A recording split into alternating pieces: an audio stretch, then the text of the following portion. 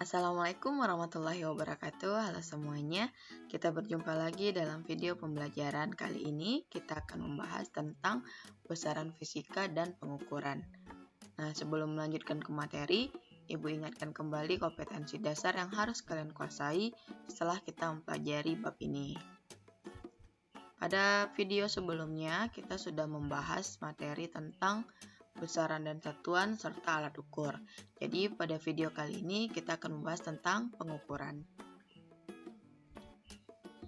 Pengukuran adalah proses membandingkan suatu besaran yang diukur dengan besaran tertentu yang telah diketahui atau ditetapkan sebagai acuan. Nah, hasil pengukuran dapat kita tuliskan dalam bentuk matematis X sama dengan X0 plus minus delta X, di mana X adalah hasil pengukuran, X0 adalah hasil yang tertera pada alat, dan delta X adalah nilai ketidakpastian. Nah, nilai ketidakpastian ini disebabkan oleh kesalahan dalam pengukuran. Kesalahan adalah penyimpangan nilai yang diukur dari nilai benar. Nah, kesalahan yang terjadi selama melakukan pengukuran ini dikelompokkan menjadi 3. Yang pertama, kesalahan umum, yaitu kesalahan yang disebabkan keterbatasan pengamat. Misalnya kurang terampil menggunakan alat ukur, atau ketika menggunakan alat ukur terjadi kekeliruan saat membaca skala yang ditunjukkan karena terlalu kecil. Kemudian adalah kesalahan acak. Kesalahan ini adalah kesalahan yang disebabkan adanya fluktuasi-fluktuasi halus pada kondisi-kondisi pengukuran.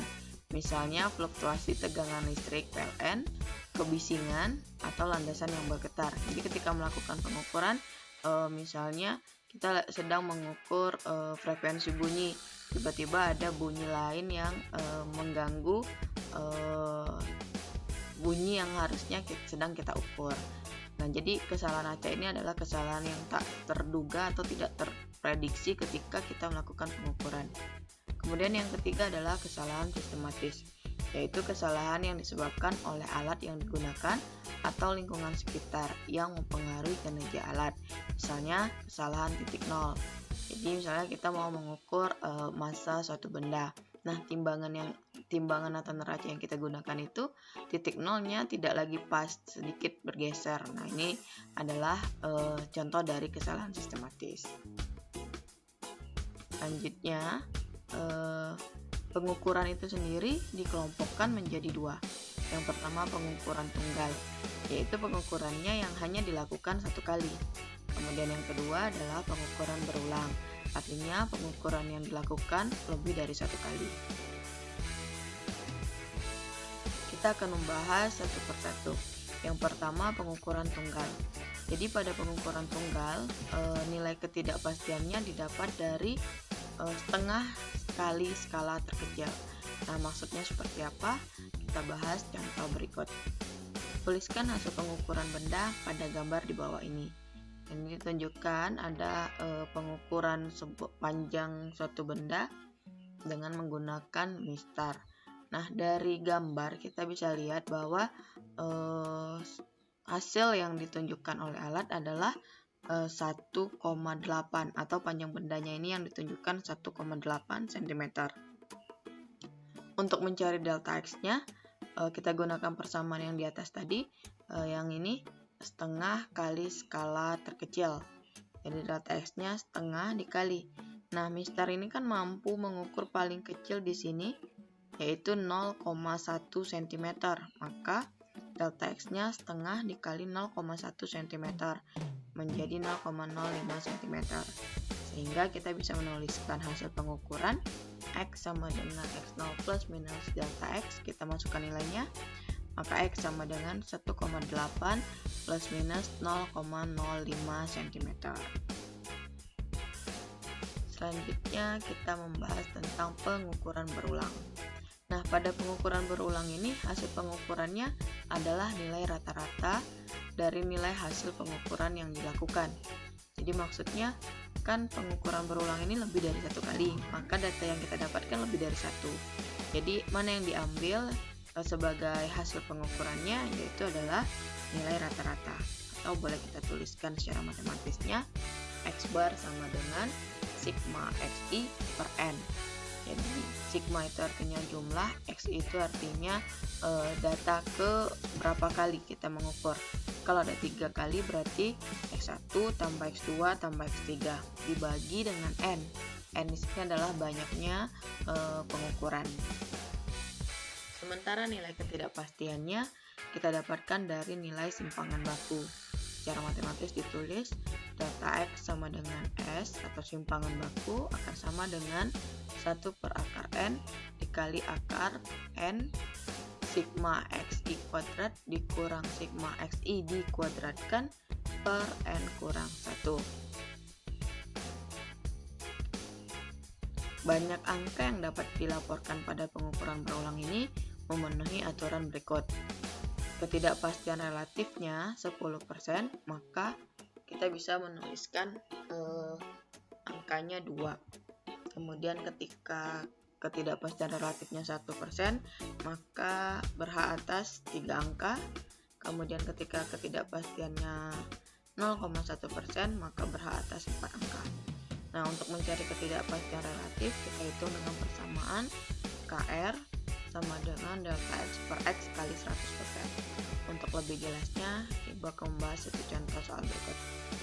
Suatu pengukuran arus dilakukan sebanyak 4 kali, menghasilkan pembacaan 12,8 mA, 12,2 mA, 12,5 mA, dan 12,4 mA.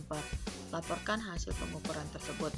Nah, angka pertama supaya lebih mudah untuk menghitungnya nanti, Ibu kelompokkan datanya ke dalam tabel. Ibu buatkan seperti ini.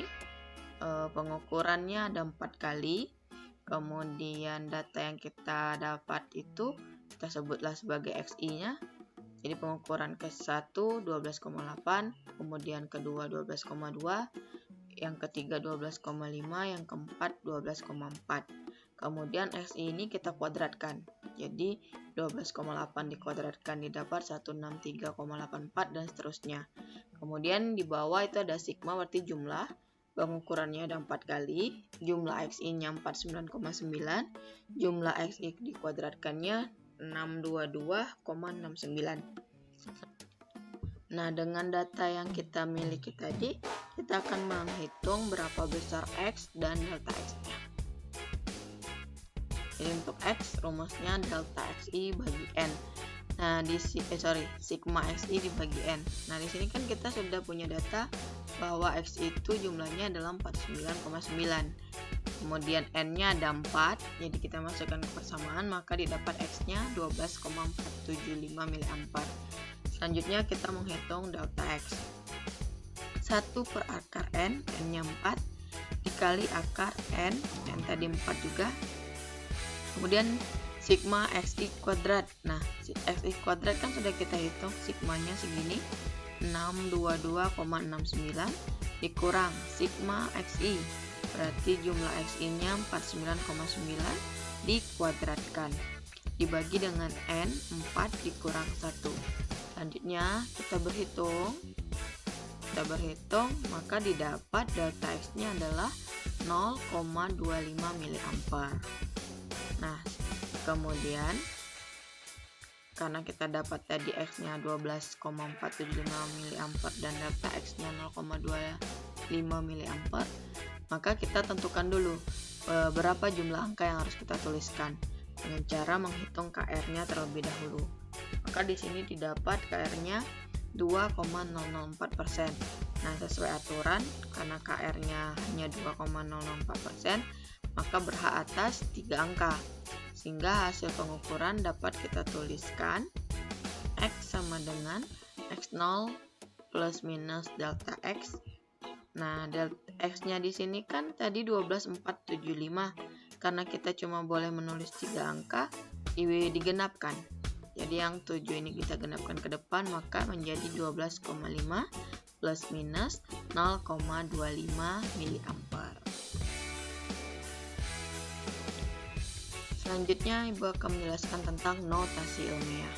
Nah, dalam pengukuran bisa saja didapatkan angka yang sangat besar. Misalnya kita mengukur hasil pengukuran dari jarak bumi ke matahari atau jarak bumi ke bulan. Itu kan angkanya sangat besar. Atau ada juga hasil pengukuran yang menghasilkan angka terlalu kecil, misalnya ukuran inti atom. Nah, untuk mengatasi hasil pengukuran seperti ini, maka dibuatlah bentuk penulisan yang sederhana yang disebut dengan notasi ilmiah. Nah, adapun bentuknya adalah A, titik-titik dikali 10 pangkat N, di mana A, titik-titiknya ini disebut sebagai angka penting. Nilainya adalah antara 1 sampai dengan 10. Kemudian 10 pangkat N disebut orde besar dan N adalah bilangan bulat. Nah, contohnya seperti ini. Misalnya hasilnya 25.000, maka kita harus tuliskan 2,5 kali 10 pangkat 4. Jadi di sini A-nya tadi kan tidak boleh lebih besar dari 10 atau kecil. Dia harus 1 sampai 10. Makanya di sini dibuat 2,5. Kemudian pangkatnya tinggal hitung saja komanya itu 2, 3, 4. Jadi 25.000 dengan 2,5 kali 10 pangkat 4 ini nilainya tidak berubah, tetapi bentuknya yang diubah. Ada contoh lain seperti ini, sama saja caranya. Jadi kita merubah bentuk ke bentuk umum dari notasi ilmiahnya. Nah, ini contoh lainnya. Oke, jadi kita rubah dia ke bentuk umum. Selanjutnya, Ibu akan menjelaskan tentang angka penting. Angka penting adalah semua angka yang diperoleh dari hasil pengukuran yang terdiri atas angka pasti dan atau angka eksak dan satu angka terakhir yang disebut dengan taksiran atau angka taksiran. Nah, berikut adalah aturan untuk angka penting. Yang pertama, semua angka bukan nol adalah angka penting. Jadi 1 sampai 9 itu akan dihitung sebagai angka penting. 74, maka dia punya dua angka penting, yaitu 7 dan 4.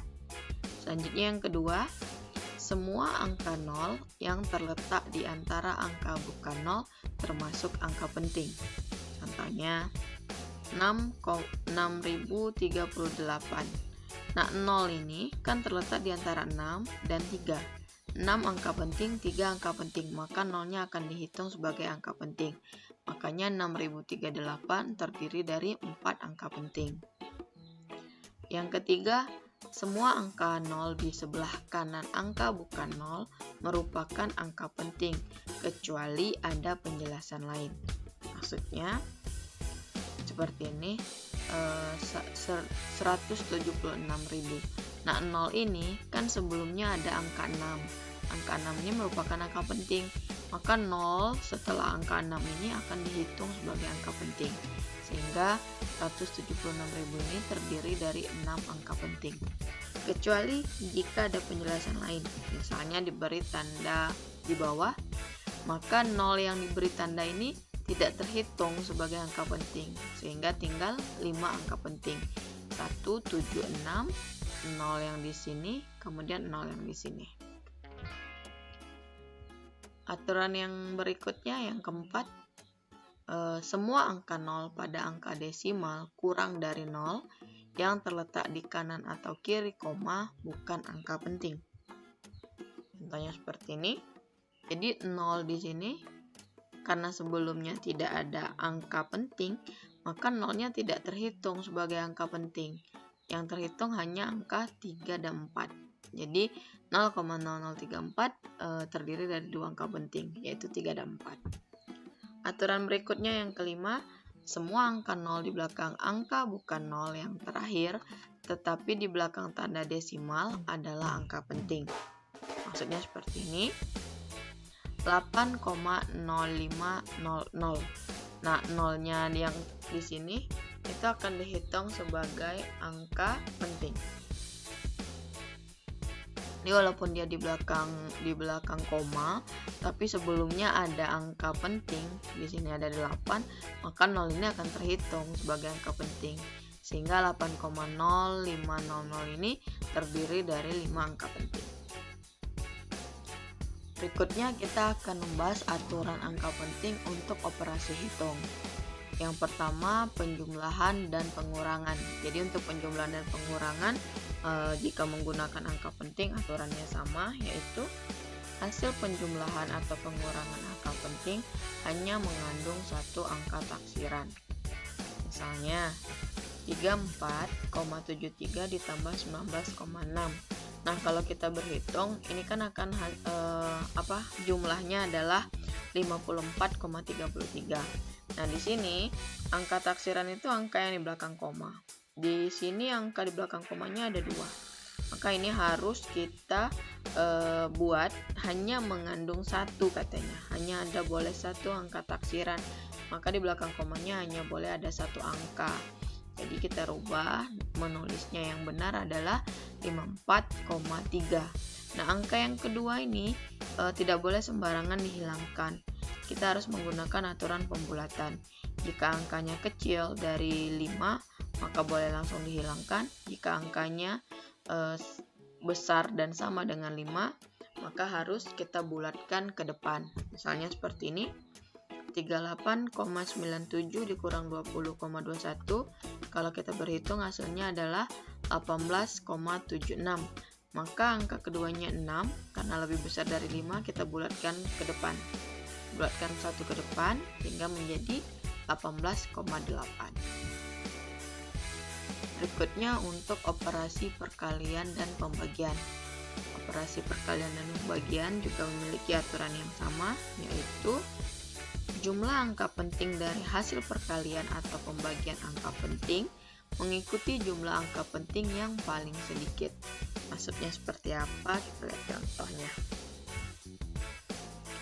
3,02 dikali 4,5 itu akan menghasilkan angka 13,59. Tapi harus ditulis yang benar menjadi 14. Kenapa? Karena di sini kita tinjau 3,02 itu terdiri dari 3 angka penting.